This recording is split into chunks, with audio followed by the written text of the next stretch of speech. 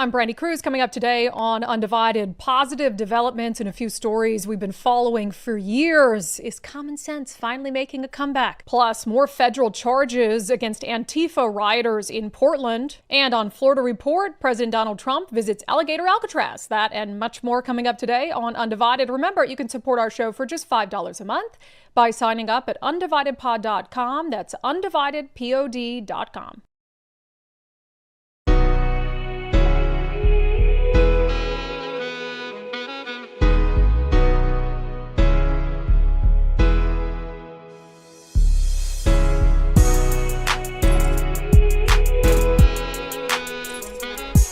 Hello and welcome to Undivided. Thank you for being here. Thank you so much for your commitment to giving common sense a comeback. Is it working? Is that commitment finally paying dividends? Look, I wish people do the right thing for the right reasons. I wish that we wouldn't have to force people into apologizing or into changing course when they've done something that's clearly wrong. I wish we lived in a society where anyone who made a mistake was willing to admit the errors of their ways and move on. But that's not the point that we're at yet. I think that's what we're trying to work toward with giving common sense a comeback. So look, if it takes lawsuits, if it takes the Trump administration threatening federal funding to be able to actually make a difference and have some movement on these things, I guess we'll take what we can get. So we've got three stories. I didn't know what order to put them in because they're all just so wonderful, but there are things that we've been talking about for quite a long time on this show that we're finally seeing some movement in. So one of them has a local story from out on the peninsula in Washington State. There's an 82-year-old woman. I'm not sure how old she is now. She's probably older than that now, but just awesome. Her name was Julie Jaman, and she, for years, had swam at her local YMCA. And then one day she goes into the girls' locker room and there's a dude in there and she's disturbed by it. And there's girls in there with a dude, a fully intact male. And so it was bothersome to her. I mean, certainly as someone who's in her 80s when this happened, that's probably the first time in 80 years that she's ever experienced something like that. And so she brought up her concerns to the YMCA. And she ended up getting kicked out. And she lost her membership over it because she was deemed a transphobe. And the city, which was operating this local YMCA pool, I think really ruined her reputation in what is a small community. And so we'd had Julie on the show several times to talk about this. This has been going on for years at this point. I mean, Nicole and Dory Monson even talked about this before Dory passed away. I mean, it's been going on for quite a long time. But in April of 2024, when this was heading into a lawsuit, Julie Jaman had sued over it. She joined the show to just talk about, at her age, why this was a fight she was willing to take on. I am an active citizen in my community, and I have been for 40 years. And I believe that stepping up as an individual, showing them the situation, the issue, bringing forward proposals that would help solve the issue, and all that sort of dialogue amongst the leaders in the community, I thought that was the way to go forward. And I think I was naive. I didn't understand what I was stepping into. And it was only through the support of other people who understood this issue much better than I do. They kept, kind of holding my hand. And through that time, people did start to reach out to attorneys. And it just took a very long time to finally get to this moment. Julie, how old are you? I'm just now 82. 82. I mean, you've had a long life up to this point. Is there any part of you at 82 that's just like, wow, this drama is not worth it for me? I mean, why take on a fight like this that's so public, that's been so emotional? Why take on a fight like this at 82? Well, at first I didn't realize it was going to be such a big fight.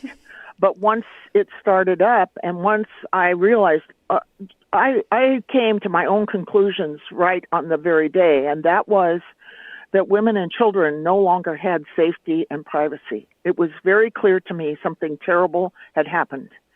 And I've spent most of my active life being an advocate and an activist, particularly for women's issues. And I'm not about to stop now. And if this is the way it has to be, I guess I was the one that was put in the light, and we're going forward because over 50% of the population of the United States are females. They have rights. They need to have rights. And right now, they've been usurped by a very small, less than 1% of the population, so that men are now in all the places that women once had as private and safe places. I was an advocate for victims of domestic violence and sexual assault. And I know that when you step into a place that you expect to be private and safe, where you can undress, to have men in there after their experiences is like re-traumatizing these women. They can never heal. Mm-hmm. Yeah, and so we had Julie on. That's a clip from our April 2024 interview as she, with the Center for American Liberty, were suing over this, and there's now been a settlement. So I think that's awesome news. Not even for that much money. She didn't want much money out of it.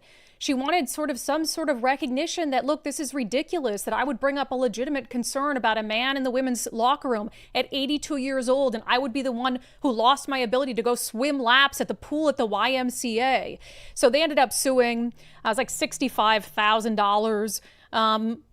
She doesn't get to go back to the YMCA, which the Center for American Liberty told us she didn't really want to anyway after everything that had happened. But the city had to remove some information about her from its website because they really stood their ground and painted her as sort of the villain in all of this. Mark Trammell with the Center for American Liberty releasing this statement. This case was never just about one woman being banned from a publicly owned pool. It was about the fundamental right of every American to speak truth without fear of retaliation. Julie Jaman bravely stood her ground, endured attacks on her character, and today's settlement affirms that government officials cannot silence dissenting voices through intimidation or retribution. So that is, I think, a first big win for common sense that we wanted to start the show with today, because we've been covering that story for just such a long time. And I mean, Julie now in her mid-80s being willing to see this through to the end. And you can tell this isn't about money. She wasn't asking for tens of millions of dollars. She just didn't want to give up this fight and let the city and the YMCA win. And so I think this is a victory for her, and certainly a victory for any other woman who is going to speak up about men being in their spaces, particularly spaces where they're in the nude or where there might be minor children. And not everyone has to automatically be comfortable being naked around a man if they don't want to be. And there are so many reasonable ways to deal with this situation. I mean, gosh, and this is something Julie brought up, have a third option. Have a private dressing area, dressing room for people, anyone. For a guy who identifies as a woman, for a woman who identifies as a guy, for a woman that doesn't want to dress around other women in the locker room. There's a million reasons why you might want an independent private space to get dressed in. There's so many common sense ways to address this concern without robbing an 80-something-year-old woman of her ability to go to the local YMCA, the only pool around, and swim laps.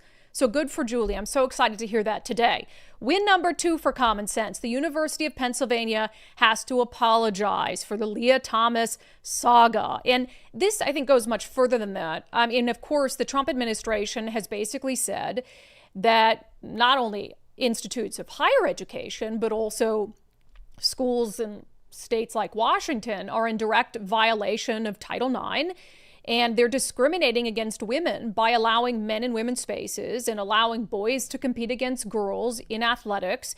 But the UPenn case really was, I think, one of the hallmark moments that got people starting to think about this issue in a different way, and saw really some of the first brave voices that came forth and said, we're not going to allow this to stand. I mean, UPenn was, and all the attention that got because of this male swimmer, Lia Thomas, competing and beating girls in the NCAA, Riley Gaines and everything she's done was born out of that because she lost to Lia Thomas. But because the Trump administration came in, threatened a ton of funding to UPenn. They've now reached an agreement, and UPenn is going to apologize and is going to revoke the swimming records that were set by Lia Thomas, a man, in the women's category. So this is the announcement from the U.S. Department of Education. announcing the University of Pennsylvania has agreed to enter into a resolution agreement to resolve its Title IX violations. And this agreement, by the way, means that the Trump administration has released $175 million in previously frozen federal funding. So again, I don't think they're doing this because they think it's the right thing or they're willing to actually admit fault. They're doing it because they want to keep $175 million. I'll take it. Scares me, though, if the next president is a Democrat. Will they just go back to their old ways because they never really meant it in the first place? Linda McMahon, the U.S. Secretary of Education, saying in a statement, today is a great victory for women and girls, not only at the University of Pennsylvania, but all across our nation. The department commends UPenn for rectifying its past harms against women and girls, and we will continue to fight relentlessly to restore Title IX's proper application and enforce it to the fullest extent of the law.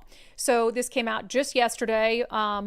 The University of Pennsylvania posting the headline, Title IX compliance in athletics. So this is sort of the, mea culpa that UPenn was forced to post as a result of this agreement with the federal government. So they go forth saying, as of February 5th, so it's really retroactive because they put this sort of pause on it while they were trying to figure out what to do.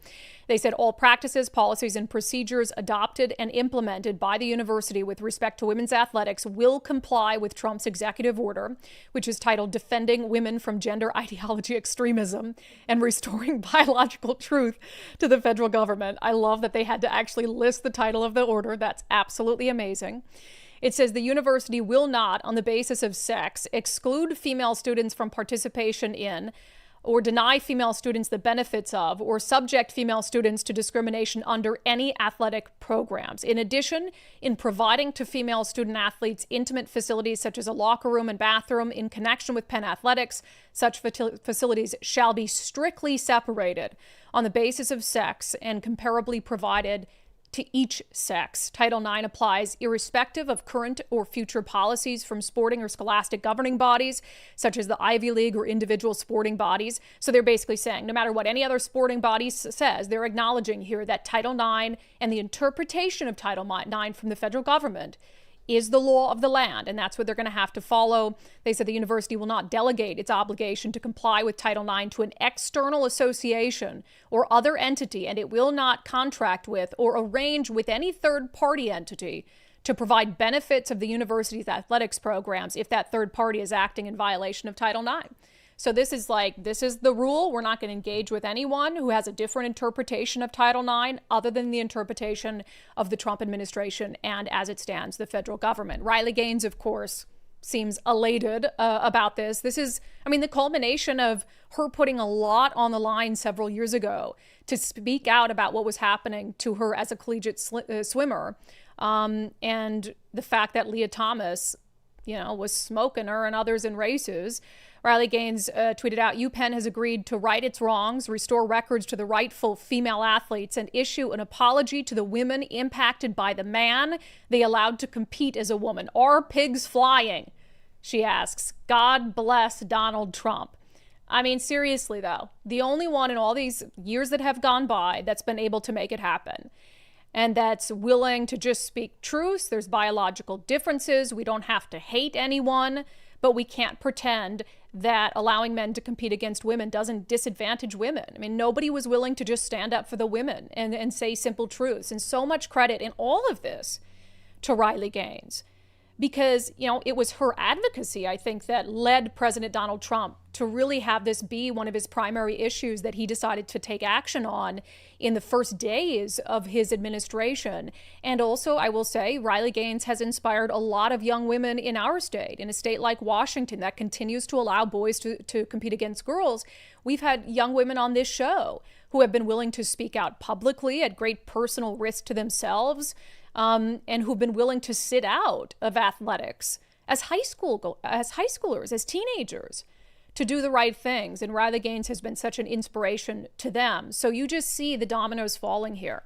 And it might be forced, whether it's an 82-year-old woman who wants to go to the YMCA and use the locker room without being confronted by a fully nude male, whether it's a college athlete who, if not for a biological male, would be the best in her sport and would be an NCAA champion, or whether it's a high schooler or a middle schooler in a state like Washington that's putting in hard work to excel in athletics, only to have their hopes dashed at state championships by someone who they'll never be able to biologically compete with.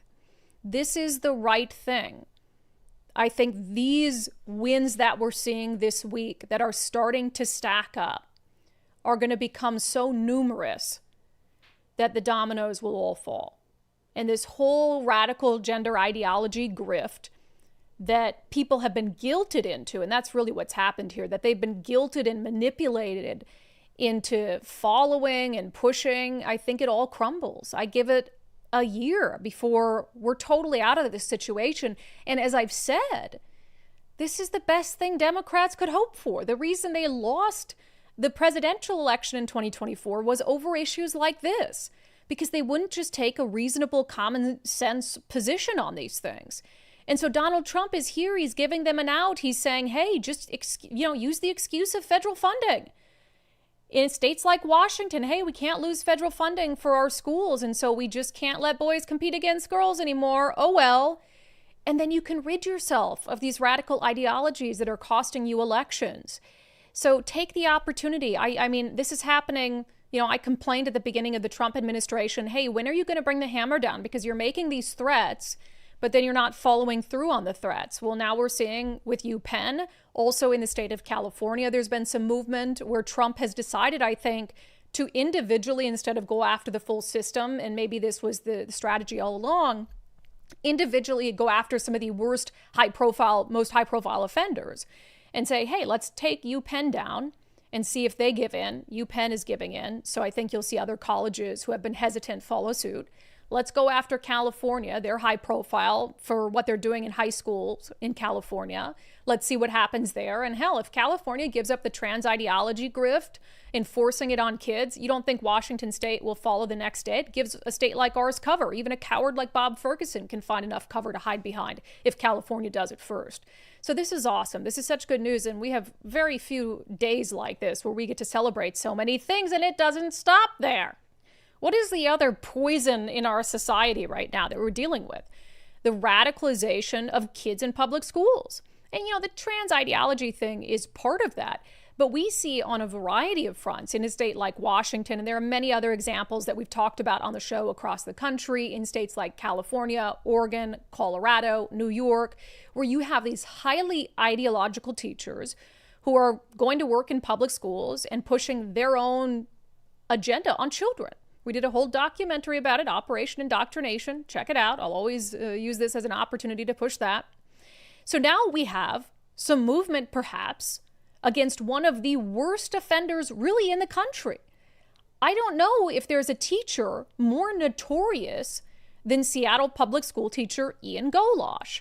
And now the news broke by our friend Ari Hoffman at the Post-Millennial. Seattle Public Schools is moving to fire the communist teacher who justified Hamas terrorism. Now, Ian Golosh has a long, and he describes himself as a communist, for the record, has this long, troubling history going back years where, stories would be in the news. I mean, he has an arrest record basically involving, criminal unrest. So he's totally an Antifa type. But he had a lot of troubling things that he was teaching to students, activities outside the classroom, posts on social media, so many things where Seattle Public Schools just looked the other way because there wasn't pressure on them, right? They weren't feeling the pressure. They liked, and the teachers union, the most powerful entity in the state, loves having teachers like that who are going to push literally communist beliefs on their students. So what is it? What's happening here? I would argue it's the Seattle Public School District concerned about lawsuits. So there was some news out this week that there's the family of a Jewish student suing the Seattle Public School District for failing to protect their student against anti-Semitism, but even that, like fears of violence against them. So I have to wonder if part of this is their concern that Jewish students and families are going to start to sue the school district. And Ian Golosh, one of the most troubling things, and the thing that actually got him put on paid administrative leave, which I can't believe it was paid, was this clip. Accuracy in Media went out to the campus where Ian Gollash was teaching and talked to him after the October 7 terror attack in Israel. And this is what he said. Your post said that their oppressors don't get to choose the form of resistance used against them. You didn't write that? That is true. Well, then was what happened to Israel on October 7th justified? Yes. The rape of women at a music festival was justified. Where's the evidence that there was rape? You don't think there was any rape? Where's the evidence that there was rape? Okay. Were women murdered at the music festival? They were. Was that justified? Yes. Yeah, I mean, that's crazy. But it only got to a point where he would say something so outlandish on camera because Seattle Public Schools had allowed him to get away with so many things. I mean, back in 2020, when I was still with Fox 13, I remember sharing this clip on social media. Ian Gollash, it wasn't clear at the time he was a teacher. We later found out, he was a teacher and who he was. It was the first time his name came across, my radar. He led a group of students to try to take over the King County Jail building during all the protests over, cops suck and reform the criminal justice system. And this is actually a clip when our friend Jonathan Cho was working for Como News. So we were both still in mainstream news at the time, where you'll see Ian Gollash. This is 5 years ago. First of all, encouraging unrest from kids he's supposed to be a role model for, and then harassing the news media. While claiming... Hey, do you want Cairo? Hey, do you want Cairo filming? No, we don't want you guys. No, Cairo. We don't want you. I'm not Cairo, bro. We don't have permission to use none of that camera. Insane. And I remember 5 years ago, I brought that to the attention of the Seattle Public School District. It was like, are you okay with your teacher, one, having students off school grounds trying to take over a King County detention facility, number one, and number two, getting in the faces and encouraging harassment of the news media at a time when the news media was relentlessly under attack. And Seattle Public Schools talked about the First Amendment rights of their teachers. They haven't cared at all. But now we're in a much different environment. We're in an environment where the federal government and Donald Trump has made clear that he has his eyes on these things, where money is being threatened, where lawsuits are being threatened.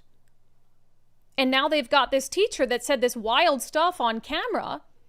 I mean, absolutely insane. There's free speech, but then there's having a teacher that says that the rape and murder of innocent people was justified.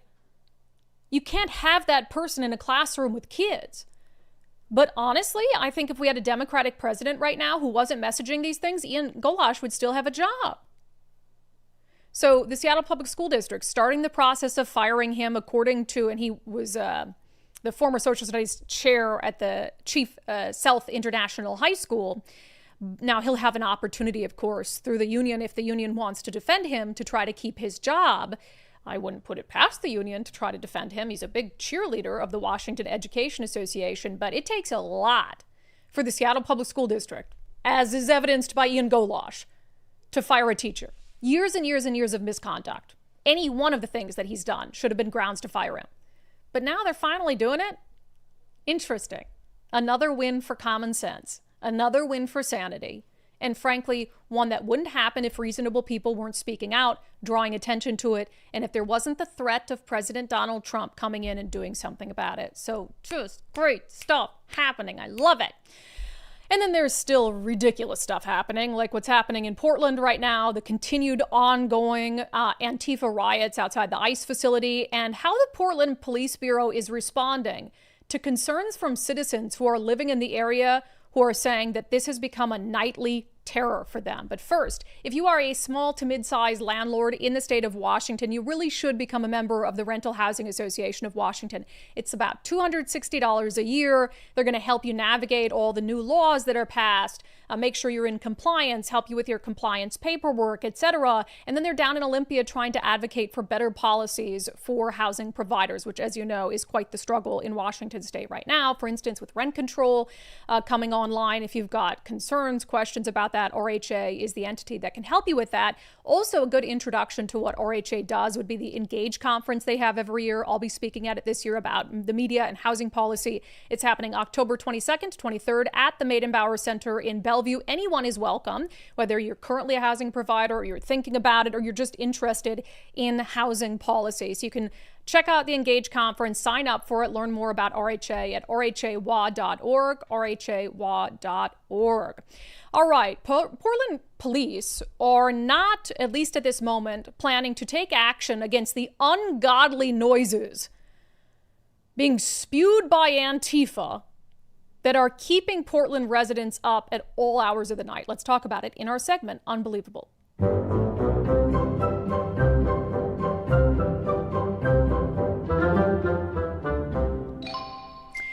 Okay, first we have to revisit this. So we talked about it on Monday's show, and I just love this clip. So, of course, Antifa, it's been like 2.5, 3 weeks, every single night, rioting outside the ICE detention facility in Portland. And there have been arrests. There are individuals, I think it's up to 17 now, who are facing federal charges. In a moment, we'll get to some of the newest federal charges that are quite disturbing against some of these professional rioters.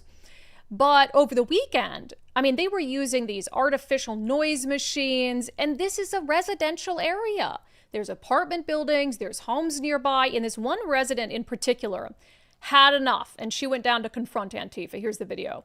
Oh my God. Turn that shit down! It's midnight! I will turn it down. I would love to. You just have to ask me, and I'm being nice even though you're screaming at me. Fuck you!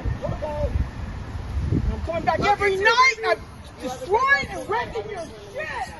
Turn it down! We the people need sleep!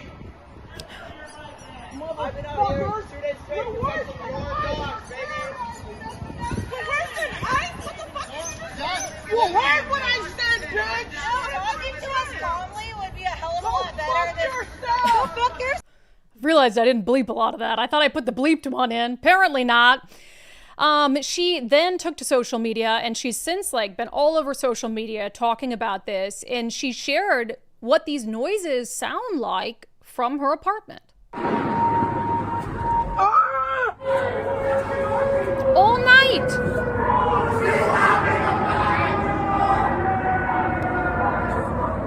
She said she hasn't been able to sleep in days. Clearly these little punks that are down there don't care. And I love that these are probably the same people who were protesting Black Lives Matter. And then a black woman says, I can't sleep. This is miserable for me. And they're like, shove that cane up your you-know-what. Literally told her to do that. Just insane. So Andy Ngo, who literally wrote the book on unmasking Antifa, he reached out to the Portland Police Bureau asking them about this because they were using this insane siren noise that these residents say is actually causing physical harm to them. It's so loud. So this is what the Portland Police Bureau told Andy Ngo. It says, the Portland Police Bureau recognizes that noise stemming from demonstrations in the South waterfront can be disruptive to people living and working in the neighborhood. Please know we take these concerns seriously. At the same time, we are committed to protecting individuals' rights to express themselves peacefully. Our goal is to strike a balance between public safety, community well-being, and constitutional rights. PPB continues to monitor nightly demonstrations at the South Waterfront. If noise levels rise to a point that violate city ordinances or impact public safety, PPB will address it as resources allow. Are you kidding me? Portland police have been they're nowhere to be found. They're just content allowing federal agents to deal with this situation. And at what point, after 5 days, 10 days, 20 days, 30 days, nightly ear-piercing sounds being blared by these militants, does their constitutional right to free speech and expression start to get in the way of everyone else's right to life, liberty, and happiness, and a little bit of sleep? I mean, they take the side of these violent militants. And it's not as if, by the way, the only thing that these people have been doing is making loud noise. We know that's not the case. As I said, I believe it's 17 now of these Antifa militants who have been arrested and are being charged federally with violent crimes. So at any point, clearly this has become an unlawful assembly. Clearly it's marked by violence and vandalism.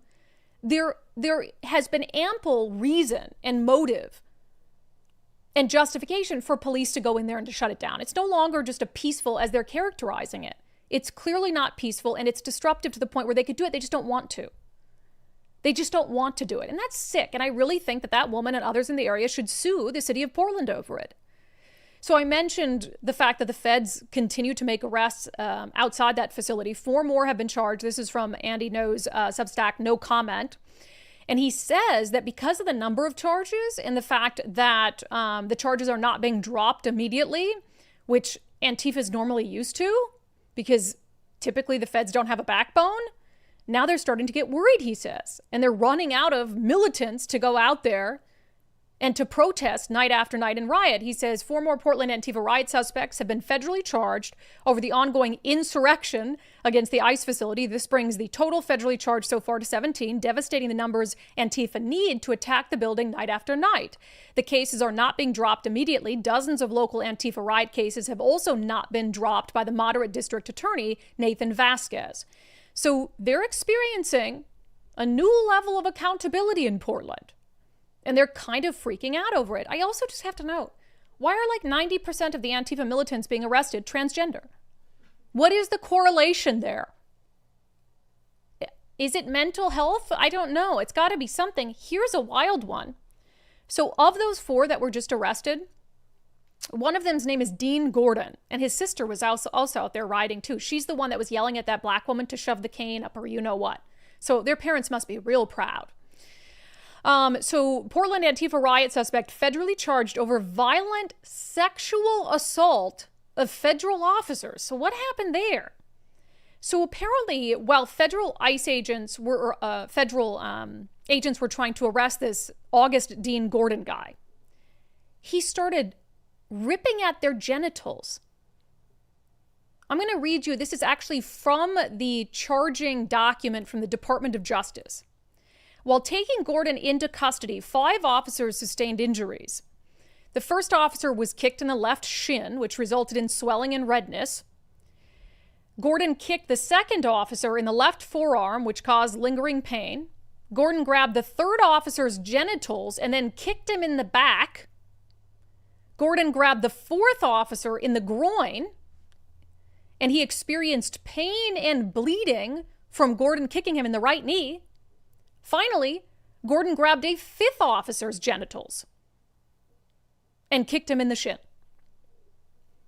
So he assaulted 5 federal agents while being arrested, and he clawed 3 of them in the genitals.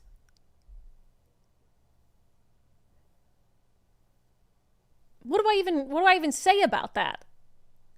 I don't know. I mean, I guess it's worth noting, as Andy No did, he's gay. Maybe it was sort of a sexual thing. I don't know, or that was just what he was grabbing at. Very strange. But now he's facing federal charges for assaulting 5 federal agents. And the Portland Police Bureau is characterizing this as, peaceful, lawful assembly. Sorry, can't do a damn thing about it. I guess the law-abiding, tax-paying residents in the area will just have to deal with it. Again, Donald Trump's like the only hope. The only people doing something there are the federal government. And their officers are being attacked night after night after night in response because the city of Portland won't go in, and they control the street and the sidewalks. That is their jurisdiction to be able to do something, and they won't do anything about it. The federal government cannot declare that an unlawful assembly and clear the area, order the area cleared, or everyone there is arrested, because that's city property. So basically, you've got this federal building, and up the building, the feds can do something if they come there. But then when it's on city property, so the feds just have to deal with it because the city won't do anything, and then their officers and their agents have to take the assaults from it. City of Portland also lost its damn mind. Absolutely insane. Can't do anything for those residents in that area. I hope they sue you. I hope they win a ton of money because that's absolutely absurd. All right, we've got a doozy of an edition of Florida Report coming up next. First, if you're thinking about selling your home, maybe you need to downsize, maybe you want to upsize, maybe you want to move out of the state, reach out to our friend Wes Jones at sellwithwes.com. Wes has been a real estate agent in our state for a long time. He knows the market like the back of his hand. He's going to start by giving you a free market analysis, just sort of talk to you about how homes like yours are performing in your area, set your expectations, and then he's going to talk strategy with you. It might be going the route of their listing boost concierge service, so making some cosmetic upgrades to your home that he thinks you'll get the value out of on the back end. He can help manage those projects for you. You might not even have to pay for them until closing, which I think takes a lot of stress out of the process, certainly, because selling your home is a very stressful experience. But I would say the first thing, just go to sellwithwest.com and use their free home value calculator to figure out how much your home is worth. It might be worth more than you think. Sellwithwest.com, simply a better way to sell your home. Okay, a lot happening in Florida this week. A lot of it completely antithetical to what's happening in a state like Washington. So let's get to the latest edition of Florida Report. It's not even controversial anymore. People know in Florida their freedoms are going to be respected. Miranda, hello. Hello and happy birthday. Thank you so much. We will get to Alligator Alcatraz, of course, or as some have called it, Gator Gitmo. Not sure which one I like more. They're both pretty good. But I had to bring this up because yesterday in Washington state, we had a bunch of new or increased taxes go into effect. And I thought this was appropriate. This is why we do this segment, because meanwhile in Florida, you guys are enjoying one of your many tax holidays. Which one is this? This is going to be the Second Amendment sales tax holiday. It's not going to be the Second Amendment summer as it was originally introduced as, because I think it took them a little longer to pass the budget. Yeah. So from September 8th through the end of the year, we are going to enjoy some tax cuts. Yeah, here's Ron DeSantis talking about it. Firearms, ammunition, accoutrement, as well as other outdoor items like fishing and bow hunting and things are going to be tax-free from September 8th until December 31st of this year. So you're going to be able to do very well. Very nice. And meanwhile, we couldn't even get Democrats to agree to a back-to-school supply sales tax holiday to help families afford back-to-school items. Like a very narrow 2 to 3 week, hey, no taxes on stuff you need to send your kids back to school. There's no tax holidays here. Absolutely not. That's crazy. I mean, you would think that they'd be able to make a little bit of room for, like you said, even just a 7-day week so people can get a little break going back to school, but guess not. Yeah, it is depressing. And more, I'd like to believe I'm one of those people that would never abandon the fight in Washington state. And I think we'll always have some sort of residency here, certainly in the short term. I'm like more so talking about retirement. But now Mike and I, every day, I feel like we're altering our plans. Now we're kind of like, well, maybe, we just have a little retirement house here and then we get a condo in Florida. And just because the freest we've ever felt is when we went to Florida during the pandemic and we walked into our the resort and there was a big sign on the door that said, masks are optional here. We were like, oh, and just threw it in the trash and didn't wear a mask the entire time we were there. So more and more, we might become a dual state citizens. Yeah, Florida is known for people who like to summer or winter here for various reasons. I'm not summering there. I'm not going there in the summer because I'm not interested in melting. If I was interested in melting, I'd go visit Alligator Alcatraz because it's going to be hot as hell there for the illegals who are housed there before deportation. So we do have some video because Donald Trump went down there along with a lot of members of the media to be able to tour Alligator Alcatraz, which they set up just like that. I mean, they set it up in a matter of days. But first, White House Press Secretary Caroline Leavitt was talking about why, geographically and in terms of the area in the Everglades, why it's advantageous for this sort of use. The facility is in the heart of the Everglades and will be informally known as Alligator Alcatraz. There is only one road leading in, and the only way out is a one-way flight. It is isolated and surrounded by dangerous wildlife and unforgiving terrain. The facility will have up to 5,000 beds to house, process, and deport criminal illegal aliens. This is an efficient and low-cost way to help carry out the largest mass deportation campaign in American history. Yeah, as we discussed last week, like all the liberals are like, this is cruel, it's inhumane. Okay, they're not putting the alligators in there with the detainees. In order for them to encounter the alligators, they'd have to try to escape. Yeah, exactly. I mean, it's like you said, it's easy, just don't escape, and then you can stay in the safety of the confines of Alligator Alcatraz. I mean, I like the efficiency of it. I think it was a good idea given the state of things and the already probably overpopulated systems we have for our own civilians who commit crimes. I like the efficiency of this. It's got, like I said, one road in, one flight out. And they were even talking about deputizing National Guard members to be immigration judges, which just, in my opinion, if this is the difference between these people being in these facilities for weeks and months versus years, everybody should be on board with deputizing and making sure that there are enough people to keep the efficiency of this place going. Yeah, and that's what Ron DeSantis was talking about. Like, okay, if you're worried about whether these conditions are humane, let's get the hearings done as quickly as possible, and let's get them deported. And I would say if you're worried about the alligators and whatever other wildlife might be out there, the very safest thing is not to come into the country illegally in the first place. And then you don't have to get sent to Alligator Alcatraz. Although President Donald Trump had some advice for detainees who might try to make it out through the Everglades. The snakes are fast, but alligators we're going to teach them how to run away from an alligator, okay? If they escape prison. How to run away. Don't run in a straight line. Run like this. And you know what?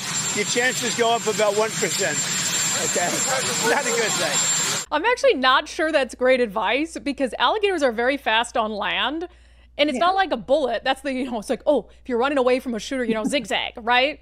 But I just think that if you're zigzagging, you're not going to cover as much distance. So I actually think his advice will get people killed quicker.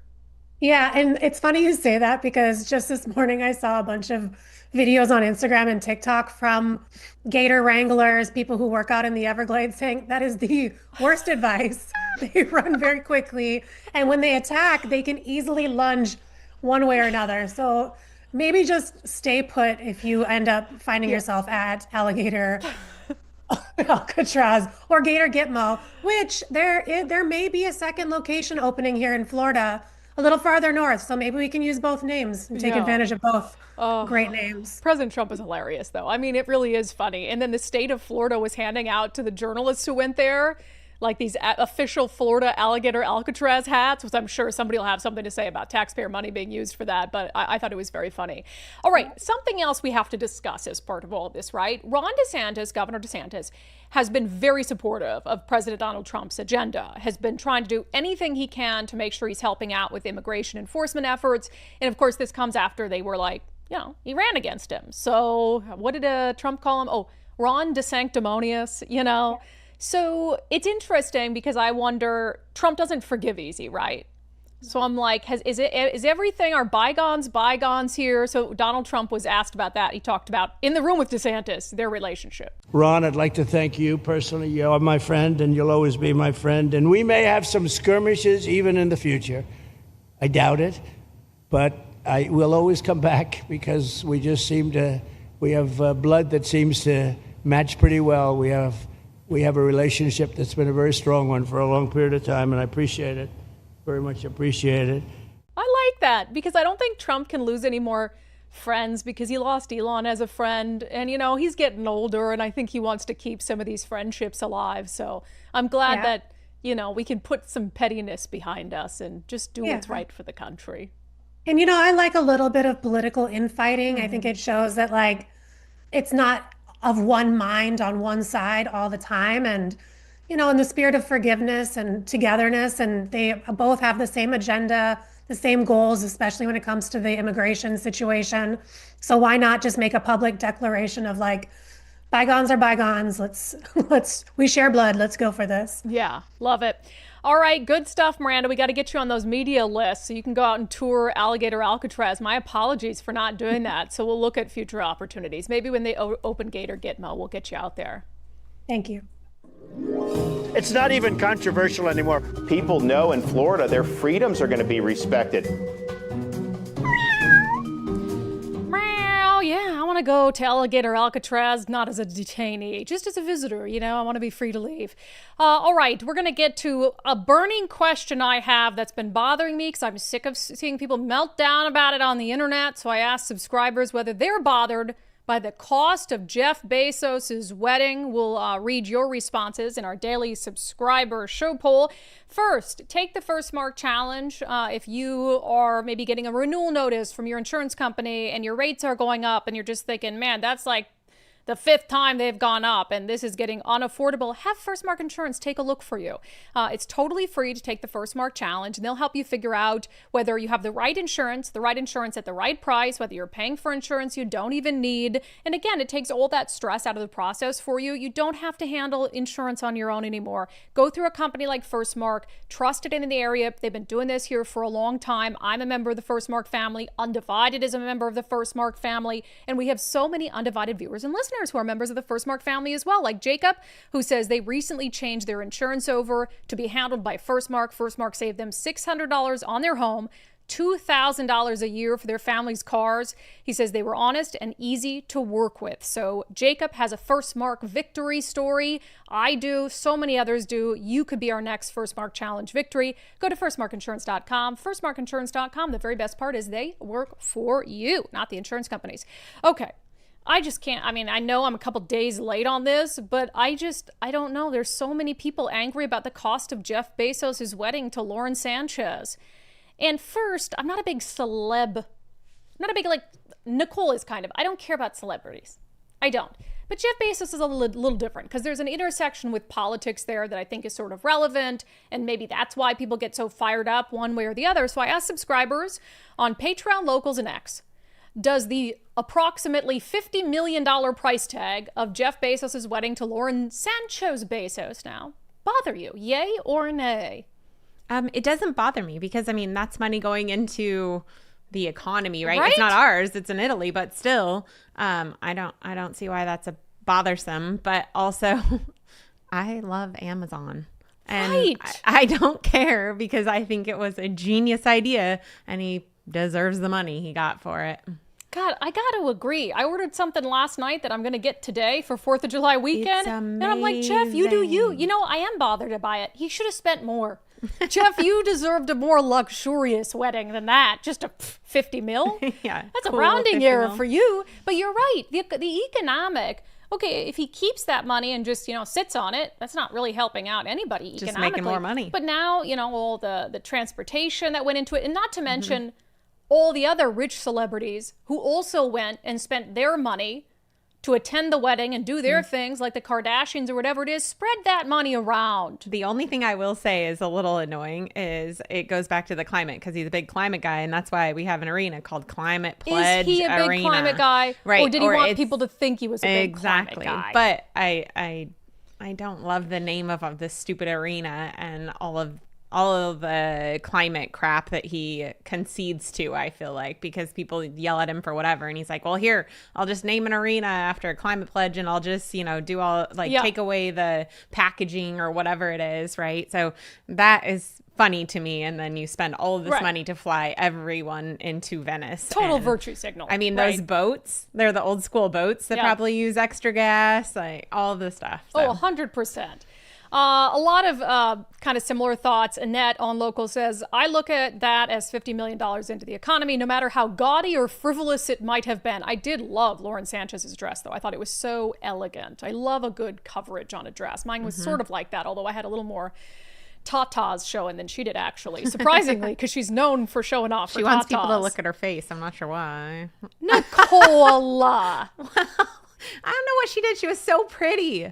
And then she ruined it. I don't get it. That should have been the poll. No, I mean, she's still beautiful, but she was beautiful already. She was didn't already need the beautiful. Work done. She didn't need the work done. Yes. Weird it up. Most people are saying they just don't care. It's his money. Christy, seriously, I didn't know nor care that he got married until I saw a couple bashings on Facebook, and I still scrolled on by. Papa Woody, eye roll. God, no, it bothers me. I didn't invent Amazon. Exactly. Right. That's a sane response. I think it was just for books. He just wanted a way to get books to people. Right. And now then look it turned into this. It's wild. Good for him, man. Mike Berta, his wedding is a better use of $50 million than donating it to the state of Washington via the cap gains tax. Yep. I agree with that. What's a bigger waste? Giving it to Washington state to squander on nonsense climate policies or putting it back into the economy? Let's see. Kruse, that $50 million didn't disappear. It's spent on goods and services. Let's see. Lori Johnson, it's his money, no judgment. Although we all did contribute to his wedding. Oh, yeah. So we weren't invited, but we did contribute. Our wedding gift was all the dumb stuff we buy on Amazon that we don't really need. Mm-hmm. Yeah. So, Gary, why the F would it bother me? Good question, Gary. There are some people who really just are unhinged. They think that someone else's money is their money. But, you know, I'm trying to think of the weddings that bother people, but I actually think as much as people are entertained by the royal weddings, it might be the royal weddings, because that really That's is the people's money. People's money. Yeah. Right. I mean, some of it's like generational wealth, but because they're royalty, it's from the people. And back when they used to just take money and taxes without representation, which is why we ditched them. And now we're America and we rock. Yeah, I have to agree. I'm glad you guys said that, because even Megyn Kelly was freaking out over the wedding. And I don't know if it was about the cost or other aspects of it, but I was just like, that she wasn't invited. I would have gone. Jeff, I've been your biggest cheerleader, man. I don't understand why I wasn't invited to the wedding. I guess it just got lost in the mail because USPS sucks and Amazon's great. Yeah, I didn't get why Venice was mad. They needed all the help they can get. They need some refinishing of those walls in Venice because it looks pretty yucky down there. Literally doesn't make any sense. Yeah. Holy smokes, we have a lot of super chats today. Oh, it's because it's my birthday. It's my birthday. Thanks for singing me happy birthday, guys. I sing happy birthday to all of you all the time, and nobody's singing me happy birthday. Nobody wants to hear me sing. Okay, no, it's That's fine. why I buy gifts, so I don't have to sing. Yeah, I'll have to. Nicole got me a coffee mug. I'll have to have it on the show next week. I got to wash it before I use it. Let's see here. On the Julie Jaman settlement, David Poland, free speech. She had a right to be respected and just disagreed with. Why kick her out of the gym at 82? Because people are unhinged. And somebody was comparing it to, like, you know, the bakery that didn't have a right to refuse service to the gay couple. But this is a city-owned YMCA pool, so it's not the same as a private business. UPenn being forced to apologize. Charlie K. If Title IX is really the law of the land, why is Reichdahl not already in prison? Good question. I don't think he needs to be in prison, but he certainly shouldn't be in the job that he's in right now. Let's see. Greg, common sense says this issue should never have happened in the first place. And I agree, but we got to take the wins that we get as they come in and keep fighting.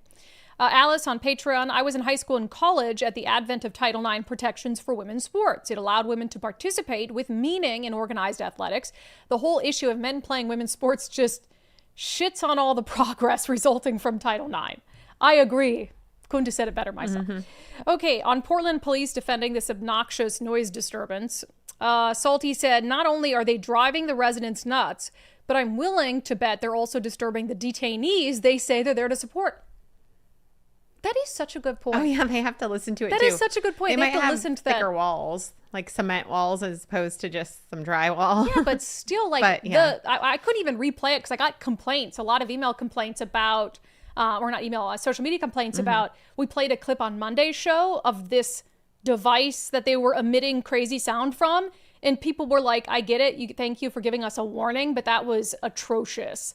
So if I can't even play it on the show again, these people have to listen to it every single night. Absolutely insane. I mean, all of the people playing those noises, all those Antifa members, I mean, are they not having ear problems, like hearing problems? Well, they probably wear ear protection. They don't look like they are. I mean, you can only protect them with like earplugs maybe, but they're also mentally unwell and unstable. Unwell. So SSR's garage, what happened to not being able to disturb the peace of the public? Well, you can. See, you missed that fine print in the law. If you're on the left, you can. If you're on the right, you can't disturb the peace. Bill Swick, does not Portland, like every other city in America, have a noise ordinance? King County has an 11 p.m. ordinance that shuts down racetracks and fireworks shows at 11, and individuals are supposed to follow it as well. It sounds like they do. They just think that there's a First Amendment issue and they don't want to run afoul of the First Amendment. I think that's ridiculous because... Oh, go ahead. You wouldn't even have to use the noise as an excuse at this point. It's been night after night of violence and vandalism. So that's not a lawful First Amendment assembly anymore. What were you going to say? Oh, between 10 and 7 a.m. So 10 p.m. and 7 a.m., nothing that can, like, no amplified music, power tools, or sounds that are plainly audible. So what's the problem? Not sure. Very clear, very clear. Let's see here. Trump visiting Alligator Alcatraz. Nightwolf, I wouldn't want to live someplace where you can saddle the skeeters and use them as fighter aircraft. Yeah, that's what I think people should be more concerned about is the bugs. Mosquitoes. The mosquitoes and the bugs and the invasive pythons that aren't even supposed to be there slithering through the little cracks. And mosquitoes, do they give bug spray? Repellent? I wonder, because you know that I know an Antifa rioter that has some bug repellent that they could borrow. Haynes, just run faster than the slowest guy. Yeah, exactly. You just have to be the fastest of all the detainees that escape. So make sure you escape with the fattest detainee who's there, and then you can outrun him. John the Magic Guy, make America Gator again. I like that. I love it. All right. Miranda put these super chats in the show sheet, and she highlighted them in like rainbow colors. Yeah, it's very pretty. I like it. A lot of happy birthday wishes. Thank you guys in the super chats. Matt Gilbert, happy birthday, Brandi. I hope you know how much you mean to the Hoomies and myself. Here's to many more. Thank you. Old Sub Sailor, happy birthday. Good idea, Matt. Oh, Matt got started on people giving me money for my birthday. I like that. Let's see. Bolt Up, happy birthday, Brandi. Same from Bill Biz. Enjoy the upcoming holiday without dog babysitting this year. Yeah, that's going to be nice. Casey, happy birthday, Brandi. Matthew, Kirkland brand birthday wine fund. Cheers. Oh, yeah. I love the Kirkland brand. Costco, you can support Undivided as an advertiser if you'd like. Yeah. I like the Kirkland brand sparkling rosé. Yeah, it's I'm a big sparkling rosé fan. We had some at our wedding. Adorable Deplorable, happy birthday, BK from Hungary tonight. Why are you always traveling? What's your job? He's always traveling. He's always somewhere watching the show. And watching the show, that's commitment. It really is. Jack with a HBD, chicken sandwich. Happy birthday, homie. Appreciate that. What are you going to do tonight?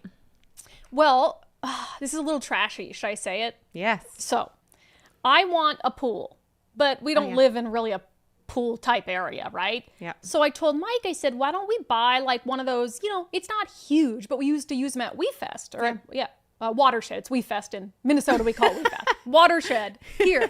And it's like, we'd bring like a 4-foot deep pool and it would comfortably fit like 6 people in there.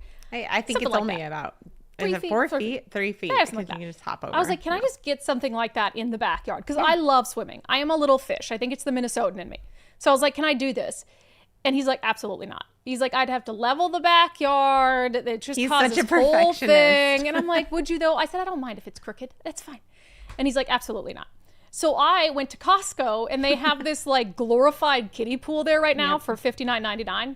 And it's inflatable, but it's like it's called a family lounge pool. And it's got a little reclining area for parents to, watch their little kids.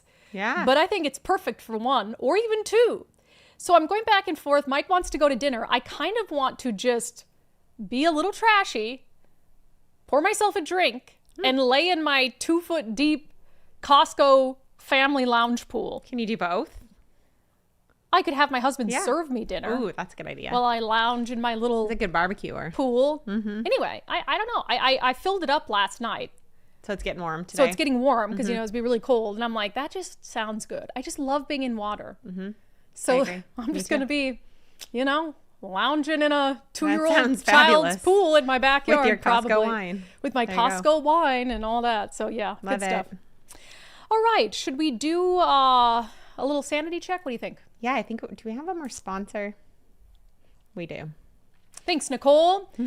Everyone's heard of Doge, but have you heard of DORE, the Department of Retirement Efficiency? Well, that's Zach Abraham and his team at Bulwark Capital. They want to make sure, of course, that you can live the retirement that you've dreamed of and that you're planning for. And they do that by managing risk actively. So the question is, if you're, looking at your retirement portfolio and maybe you've had some moments of sheer panic over the last 4 months, maybe that means that your retirement portfolio isn't properly protected against risk. So the very best thing you can do is just get a second opinion. It's totally free to do Bulwark Capital's Know Your Risk Portfolio Review. You just schedule it online, knowyourriskpodcast.com, knowyourriskpodcast.com. So you schedule it there, and then Zach and his team will just take a look at your retirement portfolio, your allocations, and just see if it's being properly managed against risk and if your hard-earned retirement is properly protected. So get a second opinion. You only get one retirement. Don't put it off. Go to knowyourriskpodcast.com, knowyourriskpodcast.com. Great job, Nicole, making sure we're paying the bills. With that, let's get to our closing sanity check. All right. Oh, this is more of a visual sanity check. So if you're just listening to the show, I'll try to describe it the best way I can. So of course, Democrats are losing it over the big, beautiful bill and what they say it'll do to Medicaid and kick people off their health insurance and all of this. So there's something called the Dem Doctors Caucus. One of the members is our very own Congresswoman Kim Schreier, a Democrat from Washington State. So they're at the Capitol and they all put their white doctor robes on. And they're attempting to have a press conference inside the Capitol about how bad the big, beautiful bill is. And literally, no one cares what they're saying. Are the doctors caucus? Democratic doctors caucus. Oh no. We have cared for the sickest patients in our community. Oh my God. As physicians, we didn't care if someone was a Democrat or a Republican. In fact, that is never an issue that you address. Oh my God. We just cared for Oh my God. Tours going by. Let me be clear. The big, ugly betrayal bill will hurt. Oh my God. I've never seen anything so awkward. I mean, they're bumping into them, ignoring them, like, move so we can get through. Oh, Our healthcare community. this is the cringiest thing I've ever seen. Responsibility. It's a smash and grab robbery of our Keeps going. Oh my God. I can't watch any more of it, Nicole. I can't watch any more of it. They're trying to have this press conference literally to, what is that? That's the most insane thing I've ever seen. It's pretty crazy. I felt so bad. I actually felt bad for Congresswoman Schreier. She's a nice lady. She's like, what are we doing here? Why didn't we do this somewhere else? Not the best place to hold a press conference. All right, that has been your closing sanity check. That has been today's episode of Undivided. We'll be back at our regular time tomorrow. We're not shortchanging you on this holiday week. We even have an episode of Sundays with Subscribers. We're going to be talking about, with an actual expert in getting people off drugs, this new stupid policy under consideration to turn the state of Washington into illicit drug dealers. So we've got a great episode, but not before our regular live show tomorrow at noon. So we appreciate all of you. If you haven't signed up to support the show, please do so. It's how the show is made possible, of course. UndividedPod.com, UndividedPod.com, and then you just click on the banner that says support the show. Super easy. See you tomorrow.